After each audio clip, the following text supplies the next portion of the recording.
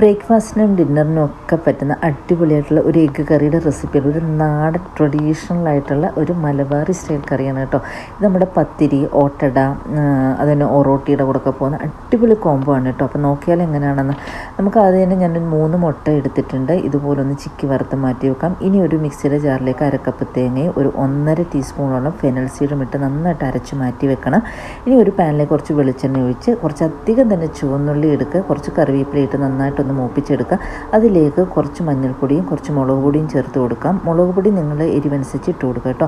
ഇനി അത് നന്നായിട്ട് വഴറ്റി അതിൻ്റെ ഒന്നും പച്ച മണമൊക്കെ ഒന്ന് മാറി വരും. നമ്മൾ എടുത്ത് വെച്ചിരിക്കുന്ന തേങ്ങയുടെ അരപ്പും കൂടെ ചേർത്ത് കൊടുത്ത് കുറച്ചധികം വെള്ളം കൂടെ ചേർത്ത് കൊടുക്കുക. അതിനെ ഒന്ന് ചാറ് നിങ്ങളുടെ അളവനുസരിച്ച് ചേർക്കുക കേട്ടോ. ഇനി വേണ്ടുന്നത്ര ഉപ്പ് ഇട്ട് കൊടുക്കുക. എടുത്ത് വെച്ച മുട്ട ഇട്ട് കൊടുത്ത് ഇളക്കിയെടുക്കുക. തിളച്ച് പോകാതെ നോക്കണം കേട്ടോ.